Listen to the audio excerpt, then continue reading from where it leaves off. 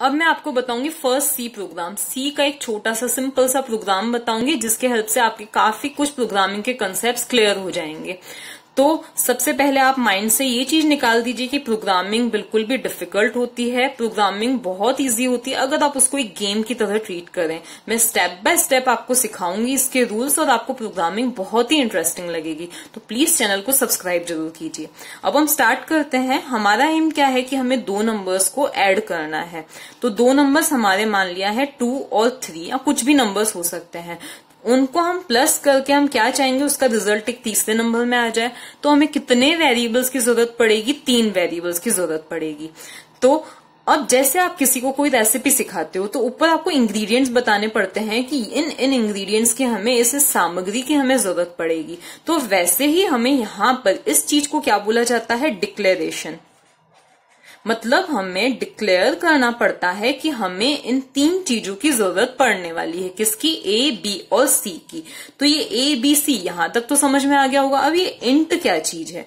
अब देखो एडिशन भी बहुत सारी चीजों पे परफॉर्म हो सकता है। ये होल नंबर्स है, हो सकता है हम पॉइंट वाले नंबर्स पर काम करें। तो ऐसे अलग अलग तरह के हो सकता है हम बहुत बड़े नंबर्स पर काम करें, हो सकता है हम छोटे, या हो सकता है हम साइन वाले, बिना साइन वाले, कोई से भी नंबर्स यूज कर सकते हैं।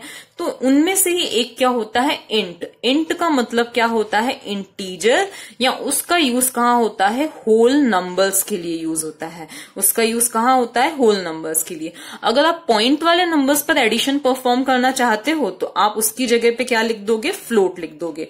तो इस डिक्लेरेशन में क्या है? इंट जो है ये क्या है? डेटा टाइप है। और ये क्या है? हम क्या बता रहे हैं कि हम 3 इंटीजर्स का यूज करेंगे हमारे प्रोग्राम में। तो ये क्या हो गया? टाइप डिक्लेरेशन हो गया। जैसे हम इनको डिक्लेयर करते हैं तो क्या होता है? इनको मेमोरी मिल जाती है। ए को भी मिल जाएगी, बी को भी और सी को भी। अब वो कितनी बाइट्स मिलेगी, कैसे मिलेगी, वो मैं आगे की वीडियोस में बताऊंगी। तो इन तीनों को क्या मिल गई? मेमोरी मिल गई। अब ये 2 लाइंस तो समझ में आ गई। अब हम देखते हैं कि ये हमने यहाँ पे ये क्या लिख रखा है? Void main. अब हर एक सी के किसी भी प्रोग्राम में ये जो फंक्शन है ये क्या होता है? फंक्शन होता है। ये बहुत जरूरी फंक्शन होता है। मतलब हम बता रहे हैं कि ये क्या है? हमारा मेन फंक्शन है। जैसे आप भी कोई पार्टी वगैरह ऑर्गेनाइज करते हो तो उनमें से एक मेन होता है। आप हो सकते हो मेन, या कोई भी मेन हो। तो ये क्या है? मेन फंक्शन होता है जो बाकी सारे फंक्शंस को कंट्रोल करता है। तो ये मेन फंक्शन है और स्टार्टिंग हमेशा यहीं से होती है। तो ये मेन फंक्शन है। ये पैरेंथेसिस है। अब ये क्यों लगाए हैं ये हम आगे धीरे धीरे देखेंगे। और ये जो वॉइड है ये क्या है? रिटर्न टाइप है। ये चीज क्या है? Return type. अब कुछ फंक्शंस कुछ रिटर्न करते हैं, कुछ भी रिटर्न नहीं करते हैं। ये मेन फंक्शन कुछ रिटर्न नहीं करने वाला है, इसलिए हमने यहाँ पे क्या लगाया? वॉइड। मतलब ये कुछ भी रिटर्न नहीं करेगा, ये सिर्फ अपना काम करेगा, किसी को कुछ रिटर्न नहीं करेगा। तो ये वॉइड क्या है? Return type. किसी भी फंक्शन की स्टार्टिंग कहाँ से होती है? इस कर्ली ब्रैकेट से, और उसकी एंडिंग कहाँ पे होती है? इस वाले क्लोजिंग कर्ली ब्रैकेट पे होती है। मतलब ये मेन हमारा एक फंक्शन है जो कुछ रिटर्न नहीं करेगा। इसकी यहाँ स्टार्टिंग हुई, यहाँ पे एंडिंग हुई, ये पूरी इसकी क्या है? बॉडी है। बॉडी मतलब ये वाले काम ये करने वाला है। ये हो गया। इसके बाद में अब हमने क्या किए हैं? कभी कभी हम क्या करते हैं? कुछ बिल्ट इन बने बनाए या रेडीमेड फंक्शंस का यूज करते हैं। मतलब सारे काम हम खुद करें उससे हम कुछ रेडीमेड चीजों का भी यूज करते हैं। और वो रेडीमेड चीजें भी किसी न किसी शॉप पे मिलती हैं। तो वैसे ही है, हमने यहाँ पे किन बिल्ट इन फंक्शंस का यूज किया है? एक ये है CLR SCR जो स्क्रीन को क्लियर करती है। मतलब आउटपुट स्क्रीन को क्या करती है? क्लियर करती है। तो ये क्या है? बना बनाया फंक्शन है। ये क्या करेगा? जैसे ही हम इसको लिखेंगे, जैसे ये रन होगा तो आउटपुट स्क्रीन क्या हो जाएगी? क्लियर हो जाएगी।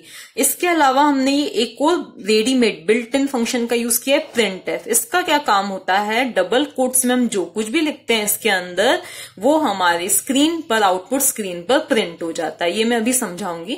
फिर आता है getch। getch क्या करता है? जैसे कुछ कंपाइलर्स में, कुछ एडिटर्स में इसकी जरूरत पड़ती है, कुछ में नहीं पड़ती है। तो getch क्या करता है? आउटपुट स्क्रीन को तब तक रोके रखता है जब तक हम कुछ प्रेस ना कर दे, कोई की प्रेस नहीं कर दे। मतलब वो getch किसी कैरेक्टर का वेट करता है, तब तक उस आउटपुट स्क्रीन को रोके रखता है। इसको मैं एक प्रोग्राम रन करके बताऊंगी। तो हमने ये 3 built in functions, readymade functions use किए हैं। अब ये फंक्शंस कैसे काम करेंगे वो कहां पर डिफाइन रहता है? हेडर फाइल्स में। तो हेडर फाइल्स क्या होती है? Collection of built in function. सभी के लिए आप ये समझ लीजिए हेडर फाइल्स क्या होती हैं, collection of built in function.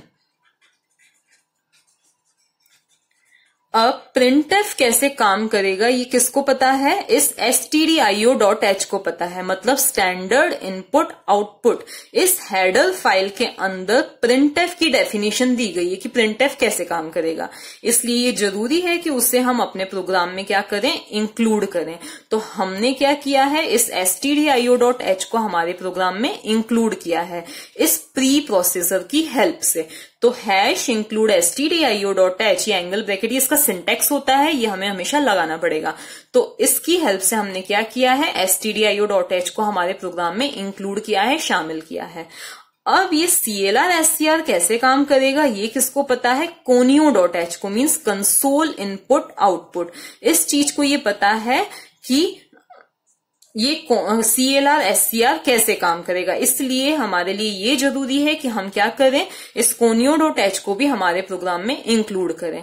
तो ये इन दोनों लाइंस का मतलब क्या है, हेडर फाइल्स को प्रोग्राम में इंक्लूड करना ताकि हमारी बिल्ट इन फंक्शंस काम कर सकें। वॉइड मेन किसी भी प्रोग्राम का एक जरूरी हिस्सा होता है क्योंकि स्टार्टिंग यहीं से होती है। ये इसकी बॉडी की स्टार्टिंग, बॉडी की क्लोजिंग। CLR SCR क्या करेगा, स्क्रीन को क्लियर करेगा। यहाँ पे हम बता रहे हैं कि हम क्या क्या चीजें हमारे प्रोग्राम में यूज करेंगे। यहाँ पे हम उन दोनों को ऐड कर रहे हैं, एक इंस्ट्रक्शन है, यहाँ पे आउटपुट को प्रिंट कर रहे हैं। अब हम देखते हैं ये प्रोग्राम कैसे रन होगा। स्टार्टिंग में क्या हुआ है, CLR SCR है, तो अगर हमारी आउटपुट की जो स्क्रीन है अगर उस पर पहले से कुछ होगा तो वो क्या हो जाएगा, क्लियर हो जाएगा। इसके बाद में इंट ABC, जैसे ये स्टेटमेंट रन होगा इन तीनों को मेमोरी मिल जाएगी।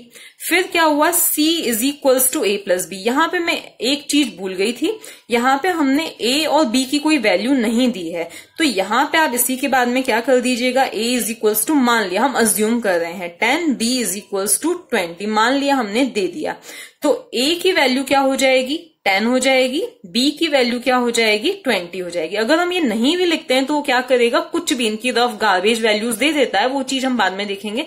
तो A = 10 हो गया, B = हो गया 20।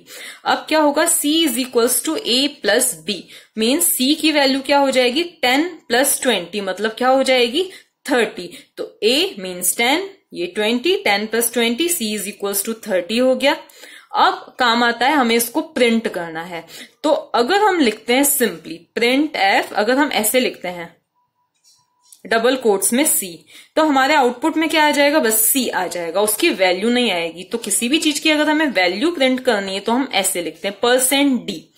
अगर हम इंटीजर वैल्यू प्रिंट कर रहे हैं तो हम क्या लिखेंगे, %D। अब C क्या है, एक इंटीजर है, तो हमने क्या लिखा है, %D। अब printf को जैसे ही %D मिलेगा मतलब समझ जाएगा कि कोई वैल्यू या किसी वेरिएबल की वैल्यू प्रिंट होने जा रही है, तो वो सीधा इस डबल कोट से बाहर चला जाएगा और देखेगा कौन सा वेरिएबल है। तो यहाँ पे उसको क्या मिला, C। तो ये %D ना प्रिंट करके क्या प्रिंट कर देगा, C की जो भी वैल्यू है। तो C की वैल्यू क्या है, 30 है, तो आउटपुट में क्या आ जाएगा, 30 आ जाएगा। गेट CH का मीनिंग क्या है, ये आउटपुट आने के बाद भी स्क्रीन एज इट इज रहेगी। जैसे ही आप एंटर की या कोई भी की प्रेस करोगे वैसे ही आउटपुट स्क्रीन क्या हो जाएगी, चली जाएगी। तो ये है हमारा फर्स्ट C प्रोग्राम। अगर आपको वीडियो अच्छा लगा हो तो प्लीज चैनल को सब्सक्राइब जरूर कीजिए। मैं ऐसे बहुत सारे वीडियोस बना के आपको धीरे धीरे करके प्रोग्रामिंग समझाऊंगी।